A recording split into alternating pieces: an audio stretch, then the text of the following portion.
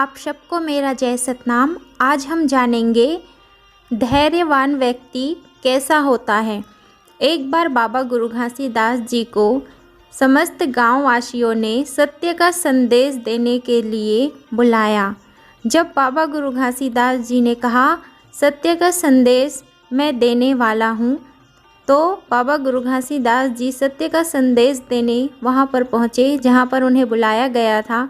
तो बाबा गुरु घासीदास जी देखते हैं कि हजारों की भीड़ बाबा गुरु घासीदास जी के वचनों को सुनने के लिए बैठे थे। बाबा गुरु घासीदास जी ने हजारों की भीड़ देख करके मौन धारण करके वहाँ से चुपचाप लौट चले।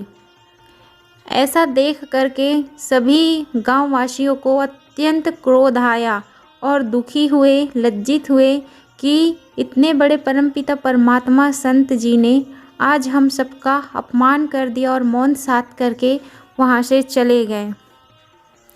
जब दूसरे दिन बाबा गुरु घासीदास जी को बुलाया गया, तब बाबा गुरु घासीदास जी वहाँ पर जाकर देखते हैं तो केवल मात्र 100 मानव ही वहाँ पर विराजमान थे। बाबा गुरु घासीदास जी दूसरे दिन भी वहाँ से मौन धारण करके लौट गए। तीसरे दिन बाबा गुरु घासीदास जी देखते हैं तो वहाँ पर 70 मानव उपस्थित थे। बाबा गुरु घासीदास जी ने फिर मौन साध कर वहाँ से लौट लिए। जब बाबा गुरु घासीदास जी चौथे दिन देखते हैं तो 50 मनुष्य वहाँ पर बैठे थे। तो उसके बाद बाबा गुरु घासीदास पुनः मौन साध कर वहाँ से लौट चले। पाँचवें दिन देखते हैं तो 30 मानव वहाँ पर बैठे होते हैं और बाबा गुरु घासीदास जी पुनः मौन साध कर वहाँ से लौट जाते हैं। छठवें दिन देखते हैं कि 21 मानव वहाँ पर बैठे हैं, फिर भी बाबा गुरु घासीदास जी कुछ नहीं बोलते हैं और मौन साध कर वहाँ से लौट जाते हैं। परंतु जब 7वां दिन बाबा गुरु घासीदास जी वहाँ पर आते हैं तो देखते हैं केवल मात्र 11 मनुष्य ही वहाँ पर विराजमान थे। परम पूज्य बाबा गुरु घासीदास जी खड़े होकर सभी मानव को देख रहे थे, जो गिनती में केवल मात्र 11 ही थे। वहाँ के लोगों ने बाबा गुरु घासीदास जी पर क्रोध करना आरंभ कर दिया। इतना क्रोध किया कि बाबा गुरु घासीदास को भला बुरा सुनाने लगे। बाबा गुरु घासीदास जी प्रेम पूर्वक हंसते मुस्कुराते वहाँ पर सभी मनुष्यों को देख रहे थे और बाबा गुरु घासीदास जी को एक संत ने कह ही दिया कि आपको लज्जा नहीं आती। हम 6 दिनों से भली भांति आपके प्रवचनों को सुनने के लिए प्रतिदिन विराजमान हो रहे हैं, परंतु आप हैं कि कुछ बोलते ही नहीं, केवल अपना मुख दिखाकर यहाँ से चले जाते हैं और हम आपके सत्यवाणी को सुनने के लिए व्याकुल होकर हर दिन यहाँ आ रहे हैं, परंतु आप हैं कि मौन त्यागने को तत्पर ही नहीं हैं।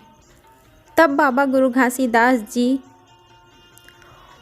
मौन त्याग करके कहते हैं कि हे संत जी, कुछ और प्रश्न करिए।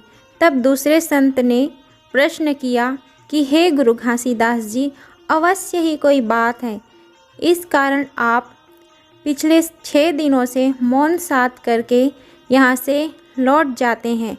आप अपनी महिमा बताइए, इस मौन के पीछे क्या महिमा छुपी हुई है, क्या सत्यता छुपी हुई है। तब बाबा गुरु घासीदास जी कहते हैं कि हे संतजन, मुझे सतमार्ग पर चलाने के लिए भीड़ नहीं चाहिए, मुझे तो केवल सत्यवादी विश्वासी मनुष्य चाहिए।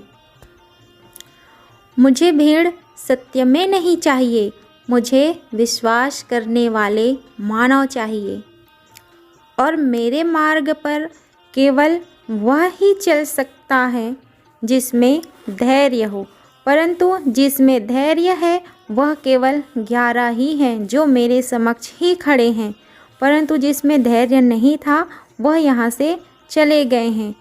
हे संतजन, केवल भीड़ अधिक होने से कोई सत्यता धर्म नहीं फैलता, समझने वाले मनुष्य चाहिए।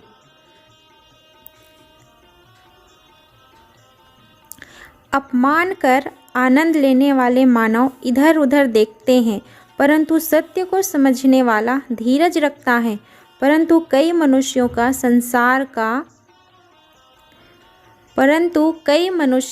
संसार का क्षण भर का सभा एवं उत्सव लुभाता है, परंतु सत्य को समझने वाला केवल हजारों में कोई एक ही होता है।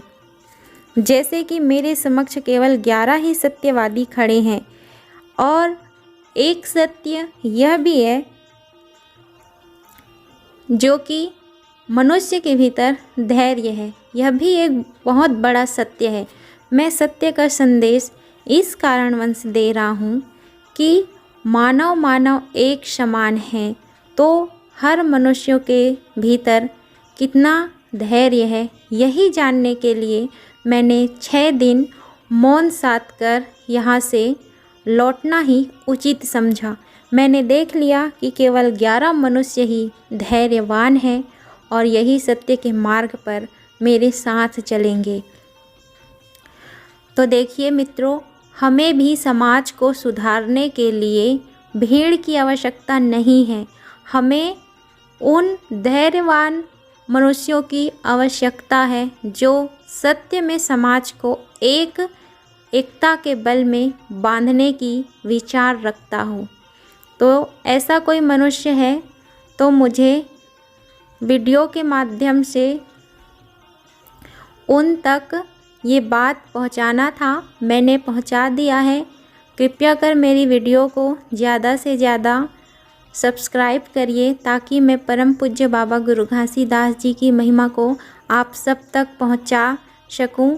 मैंने देखा है कई लोग मेरे वीडियो को देख लेते हैं परंतु सब्सक्राइब नहीं करते हैं, तो हाथ जोड़कर विनती है, सब्सक्राइब करने से कुछ नहीं होता है, तो प्लीज़ सब्सक्राइब कर दीजिएगा। आप सबको जय सतनाम जी। और समाज को सुधारने के लिए, एकता के बल पर बंधने के लिए हमें सत्य वचन, सत्य मन और स्वच्छ दृष्टि चाहिए, ना कि भीड़ चाहिए। तो जो मनुष्य सत्य में समाज को सुधारना चाहता है वह आगे आए और मुझे कांटेक्ट करें। तब तक के लिए जय सतनाम जी।